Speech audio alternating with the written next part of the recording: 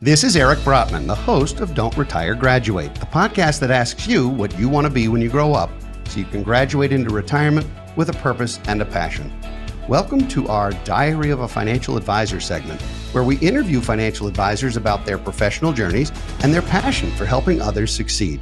Today, I'm pleased to be joined by my fellow BFGer, Claudia Glover, who is the chair of our investment committee, a CFP with a variety of designations and credentials. And I'm glad you're here. Thanks for being here. Glad to be here. Thanks, Eric. So I want to start by saying that this is, in fact, your maiden voyage. So we're going to go easy on you. It's your first time. So I'm not going to ask you any questions that are designed to really rock the boat, but we are going to have a little fun today. Okay. And I want to start with, what was your journey into being a financial advisor? Because we all have totally different paths. So what was your path? Well, it started really growing up and watching, I don't know if my dad knows this, but just watching everything he went through to be able to provide what we had as a family.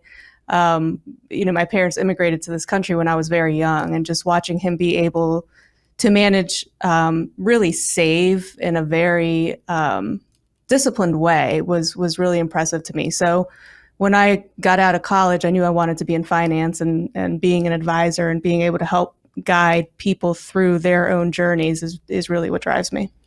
And none of us have a linear path to get where we are. So your world prior to being at BFG had a couple of different stops on it. Tell us a little bit about that. Yeah, a little bit. So I started off like most people as an associate, just kind of helping a team of advisors, and realized how much there really was to learn within the industry. So I kind of decided to go a number of different directions. I worked on a fixed income trading desk where I learned about the importance of interest rates and inflation and the Fed. I ended up working after that with the advisory services team with our chief investment officer and helping to manage portfolios.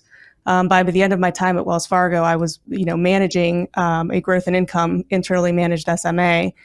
So I have a ton of experience, but really the reason I did all that was to learn as much as I could, so that when I'm having conversations with clients, I know what I'm talking about. So when you say SMA, for our audience who doesn't know what an SMA is, that's a separately managed account. Fair. So you were essentially managing a portfolio for a large group of clients, correct? Correct. Yes. So yeah, clients could buy into the portfolio. It was my responsibility to do my research, vet the position, make sure it met the investment policy statement of the portfolio, and also support the financial advisors, throughout the company and understanding what we were doing and why we were doing it. So you went from a very large institution to what one of our shareholders once dubbed a rinky-dink organization, which was hurtful, but she had also come from a very large organization. And I'm making sure that I call her out on that when she's in this hot seat. But you went from an organization with tens of thousands of people to one with 20-something. What was that like for you? Was a little bit of a culture change. I will say the one nice thing at my previous position was I was working with a team. So from that perspective, it was similar. But the way that we get to know our clients, the way that we are able to really understand the ins and outs of their financial world is really only something we dreamed of doing at Wells Fargo.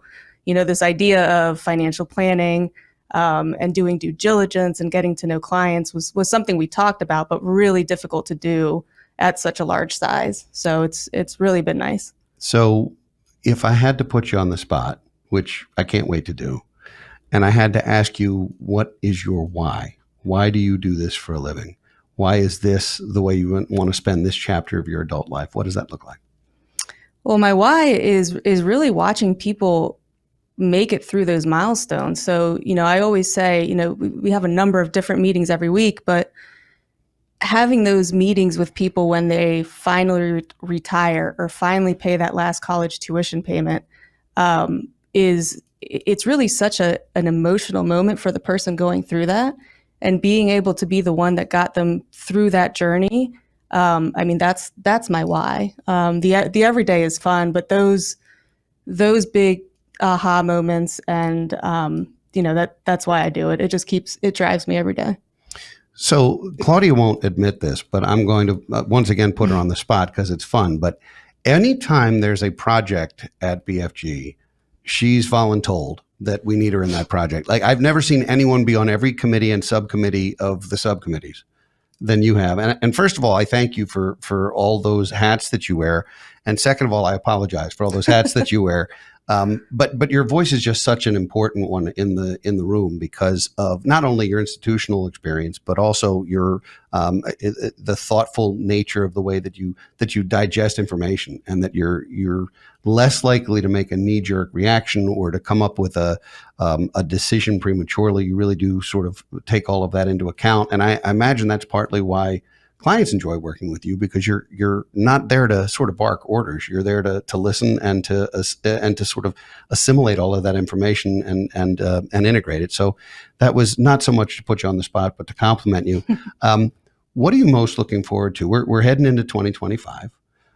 As we record this, the election hasn't happened yet. So by the time this goes out to the world, the election will have happened. Whether we have a final result or not, who knows? But 2025 is just getting started. So while I don't need a New Year's resolution, I would love to know what you're most looking forward to in the year ahead.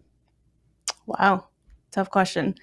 Honestly, continuing in my journey, I feel like I've spent a lot of my career and my life helping other people on their journeys, but 2024 was the beginning for me for, focusing time for myself and some of my personal goals. And what I've realized is it helps me to be better in every other way.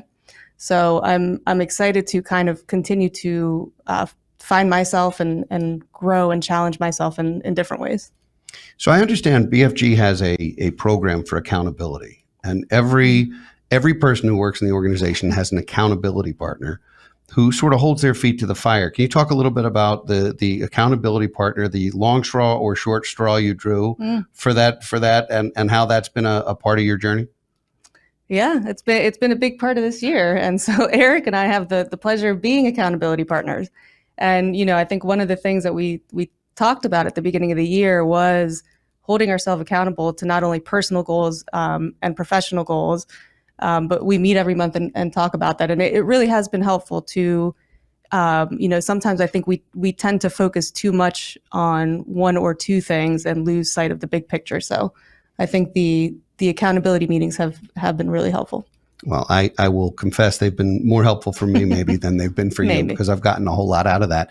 So we're short on time. I do want to take a moment to talk about the impact that financial wellness and the financial wellness programs that we're working on have played a role not only in your professional journey, but in the financial lives of so many people we've touched. Can you just chat about that for a moment before we close? Yeah, absolutely. So through the financial wellness programs, we really get to, touch more people. It's working with companies and their employees and helping them to understand their benefits. And, we spend 45 minutes to an hour with people talking to them about anything. And we recently just did one in DC a couple of weeks ago. And the number of different people and different stories that I really got to work with was exciting. So I think it's an incredible way to be able to spread the word about financial planning and, really help people where they need it the most at that time.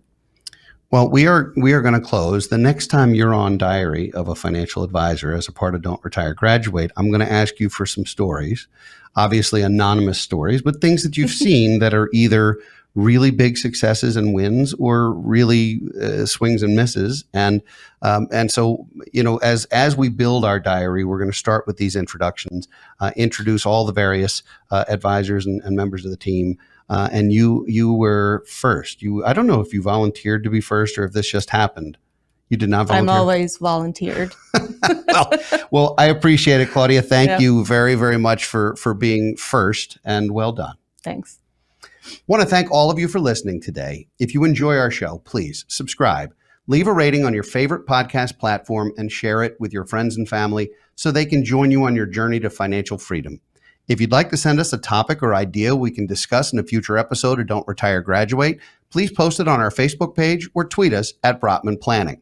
We'll be back next week with another engaging guest, and in 2 weeks on the hot seat with another entry in the Diary of a Financial Advisor. For now, this is your host, Eric Brotman, saying, don't retire, graduate.